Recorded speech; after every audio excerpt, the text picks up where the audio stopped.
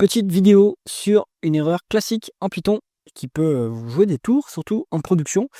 Si vous aimez mon contenu, vous pouvez le partager sur vos réseaux et mettre un pouce vers le haut à cette vidéo. Alors, ce que je vais vous démontrer ici, c'est une erreur plutôt de débutant, mais parfois ça peut arriver aussi à des développeurs expérimentés. C'est le fait de ne pas fermer des fichiers ou des connexions, etc. Ici, un petit script de démo. Alors, je vous le montre rapidement. Si je fais ceci, vous allez voir ce qui se passe. Donc, dans ce code, je fais juste une boucle de 10 000 de i qui va de 0 à 9999. J'ouvre un fichier, je l'ajoute à une liste et on va voir ce qui se passe. On a un crash. Notre système, donc l'OS error, c'est notre système, notre OS qui nous dit tu as trop de fichiers ouverts, Coco. Donc ça, c'est un paramètre système qui bloque le nombre de fichiers maximum que vous pouvez ouvrir. Et donc, c'est un problème, on va dire, plutôt de débutant, comme je disais, mais ça peut vous arriver quand on oublie, donc si on s'abstrait de ce problème et qu'on parle plutôt de connexion à des bases de données, si vous oubliez de la fermer, vous pouvez avoir des problèmes de ce style-là, des ouvertures de fichiers, des connexions qui restent ouvertes et qui vous consomment de la mémoire et qui peuvent même bloquer le système. Alors, comment éviter ce problème-là? Très simplement pour un fichier, eh bien, tout simplement, on va close le fichier. On peut faire ceci, hop, et on va voir, on n'a plus de fichier, on n'a plus de crash. Donc nos fichiers sont bien fermés. Ça, c'est une illustration. Pour, en général, la syntaxe qu'on utilise pour les fichiers, c'est plutôt cette syntaxe avec le context manager, donc c'est le mot-clé with.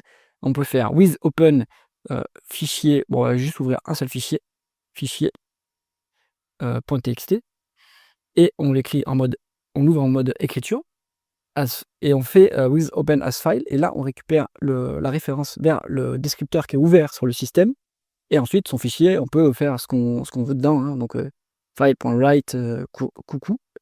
Là ça va nous écrire un fichier, et ce qui va se passer quand on fait ça, c'est qu'une fois qu'on sort du context manager, donc du with, le fichier est automatiquement fermé. Donc ça, après, il faut aller voir dans le code spécifique. Alors là, c'est du code natif Python, mais on est ici dans le... quand on est à l'intérieur du with, on appelle la méthode underscore enter, et quand on sort du context manager, donc ici, on appelle la méthode exit, de mémoire, et cette méthode, automatiquement, elle va appeler file.close en sortant du context manager. Donc ça, c'est une façon de faire, et vous avez un peu la même chose sur les connexions au DB. Donc si par exemple, alors là c'est pas du code qui fonctionne, c'est du pseudocode, mais mettons que vous avez, alors vous pouvez tout à fait ouvrir votre connexion avec un context manager, et donc alors ici ce serait du code qui vous fait la connexion, et là vous récupérez connexion. Comme ça, une fois que vous sortez du context manager, eh bien, on va avoir la clôture de la connexion. Souvent, on a une autre façon de faire des ouvertures de connexion à une DB. Vous faites un try except. Ici, on va mettre ouverture de la connexion. Vous faites un except, ou pas d'ailleurs, et vous appelez le mot-clé finally. Alors, je ne peux pas le faire comme ça, mais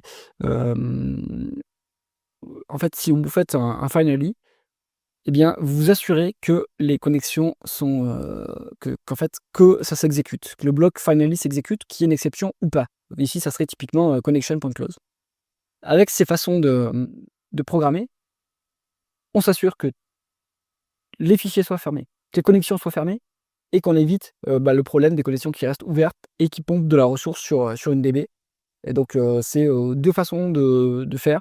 Alors, le context manager, à mon avis, est plus condensé comme syntaxe et peut-être plus simple, mais avec un finally, vous avez plus de garanties, donc en fermant vos connexions, par exemple.